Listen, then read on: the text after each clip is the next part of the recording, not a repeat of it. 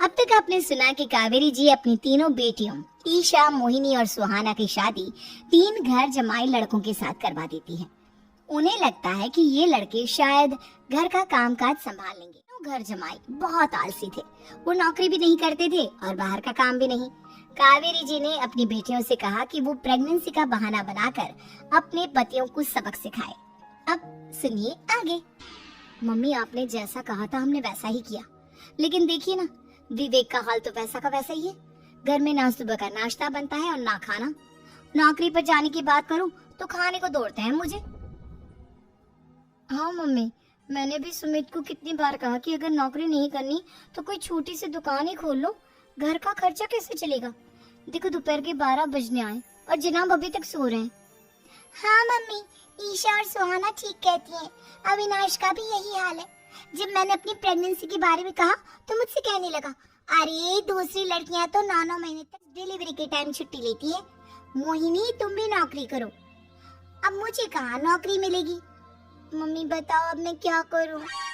हे भगवान, क्या सोचकर घर जमाई दामाद लाई थी मैं कि मेरी बेटियां मेरे पास रहेंगी और खुश रहेंगी, लेकिन इन आलसी दामादों ने तो हमारी जिंदगी को भी प्रॉब्लम में डाल दिया है। मैं तो कहती हूँ मम्मी, हम लोग वापस अपनी जॉब पर जाना शुरू कर देते हैं। बता देते हैं इन लोगों को कि हमने प्रेगनेंसी का बहाना किया है। नहीं नहीं बेटा, ऐसी गलती भी मत कर, तो इन तीनों की आदत और खराब हो जाएगी। अरे आज नहीं तो कल कभी तो तुम प्रेग्नेंट होगी, तब वापस यही प्रॉब्लम आएगी, तब क्या करोगी तुम तीनों? हाँ मम्मी, आपकी बात तो बिल्कुल सही है। इन लोगों को तो सुधारना ही पड़ेगा। लेकिन कैसे? अपने बच्चों के आने की खबर सुनकर भी इन लोगों पर कोई असर नहीं हो रहा। पैसे कमाने के लिए घर से बाहर निकलना ही नहीं चाहते ये तीनों। अब मेरे दिमाग में एक प्लान आया है, तुम तीनों चिंता मत करो। उन तीनों को बुलाओ, फिर मैं बात करती। कावेरी जी अपने तीनों दामादों को सामने बुलाकर अपनी बात कहना शुरू करती हैं।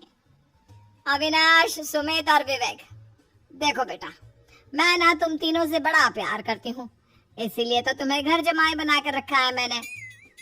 अरे मम्मी जी, सीधे सीधे कहिए ना, क्या बात है? प्यार तो हम भी आपको बहुत करते हैं। अरे मम्मी जी, आपकी इज्जत भी बहुत करते हैं। अरे भाई, आपके जैसी सास और कमाने वाली बीवी सबको मिलती है क्या? हाँ मम्मी, विवेक और सुमित ठीक कह रहे। आपकी बेटी से शादी करके मेरी तो जिंदगी ही जानती हूँ मैं, और ये भी जानती हूँ कि तुम तीनों अपनी अपनी बीवियों से बहुत प्यार करते हो।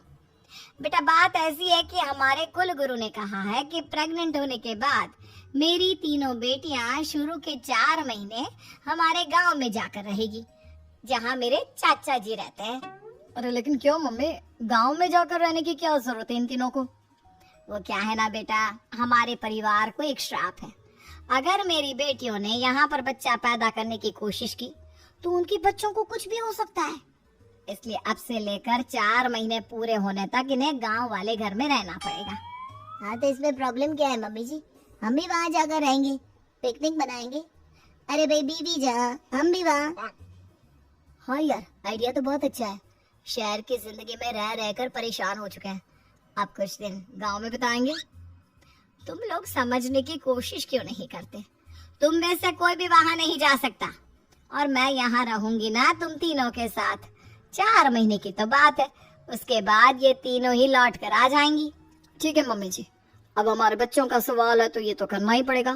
कावेरी के लिए घर से बाहर कहीं दूसरे शहर में रहने के लिए भेज देती है।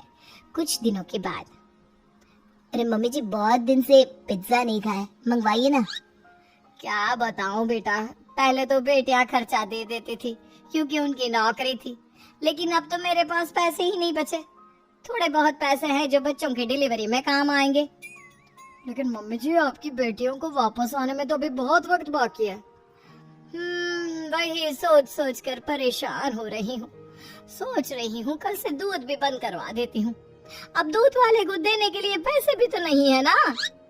अरे नहीं नहीं मम्मी जी, अगर दूध भी बंद करवा दोगी तो मुझे चाय कहाँ से मिलेगी, और चाय के बिना मैं तो मर ही जाऊंगा। क्या करूं बेटा, इसके अलावा हमारे पास कोई ऑप्शन नहीं है। मेरे पास पैसे ही नहीं बचे। इस तरह कावेरी जी धीरे धीरे अपने तीनों दामादों को पैसे देना बंद कर देती हैं और घर में खाने पीने की चीजें लाना भी बंद कर देती। इस तरह से परेशान होने लगे थे और इसलिए एक दिन तीनों प्लान करके घर से बाहर निकलते हैं और बाजार में जाने के बाद यार अच्छा खाना खाए हुए कितने दिन हो गए, पता नहीं कब अच्छा खाना मिलेगा। हमारी बीवियों के जाने के बाद तो हमारी हालत भिखारियों जैसी हो गई है यार। कुछ भी हो, मुझे तो आज पिज्जा खाना ही खाना है। जेब में 1 रुपया नहीं है और पिज्जा खाएगा, कहाँ से आएंगे पैसे? अरे देख वहाँ सामने बोर्ड पर क्या लिखा हुआ है, कंप्यूटर पर काम करने के लिए एक आदमी की आवश्यकता है। भाई मैं तो जा रहा हूँ, काम करूँगा और शाम तक पैसे लाकर आराम से पिज्जा खाऊंगा। जा जा, तुझे कोई काम नहीं देने वाला, हम तो घर जा रहे हैं। चल भाई सुमित। सुमित और अविनाश वहाँ से चले। उस कंप्यूटर शॉप पर सारा दिन काम करके 5,000 रुपए कमा कर घर लौट कर आता है और अपने खाने के लिए अच्छी अच्छी चीजें भी लेकर आता है। ये देखकर विवेक और सुमित के दिल में भी कुछ पैसे कमाने की इच्छा जागती है। अरे सुबह सुबह कहाँ चल दी है तुम? मम्मी जी एक बहुत अच्छी जगह मिली है, कंप्यूटर पर काम करने के 5,000 मिले थे कल मुझे। अगर रोज काम करूंगा तो पूरे 40,000 की तनख्वाह। अरे वाह, ये तो बहुत अच्छी बात है दामाद जी, आपको जाना ही चाहिए। सबको इस तरह तरक्की करते देखकर परेशान हो जाते हैं और वो दोनों भी काम की तलाश में निकल पड़ते हैं। धीरे धीरे उन दोनों को भी काम मिल जाता है। अब कावेरी के तीनों दामाद छोटी मोटी नौकरी करके अच्छा पैसा कमाने लगे थे। एक दिन कावेरी उन्हें अपने पास बुलाती है। अरे वाह, विवेक 40,000 कमा लेता है, अविनाश 60,000 और सुमित तुम भी 40,000 के आसपास कमा ही लेते हो। कुल मिलाकर तुम अच्छे खासे पैसे कमा रहे हो बेटा। हाँ मम्मी जी, बहुत मजा आता है जब महीने के एंड में मोटी रकम हाथ में आती है। पूछिए मत मम्मी जी, घर में रहकर रोटी बना बना कर और तो जैसा महसूस होने लगा था मुझे तो। हाँ बेटा, तुम तीनों की बात तो बिल्कुल ठीक है। और जानते हो, अब तुम तीनों की पत्नियां भी वापस लौट कर आने वाली है। लेकिन मम्मी जी, अभी तो उन्हें आपने तो कहा था वो 4 महीने के बाद लौट कर आएंगी। ऐसा कुछ नहीं है बेटा, मैं सिर्फ तुम तीनों को सबक सिखाना चाहती थी कि आदमी घर में बैठकर बीवी की कमाई खाता हुआ अच्छा नहीं लगता। इस दुनिया में हर इंसान को मेहनत करनी चाहिए, काम करना चाहिए, चाहे वो औरत हो या आदमी, ताकि अपने परिवार को संभाल सके। कावेरी की गलती का एहसास होता है और कावेरी उन्हें सच बता देती है कि ईशा, सुहाना और मोहिनी शहर में ही कहीं दूसरी जगह रह रहे थे।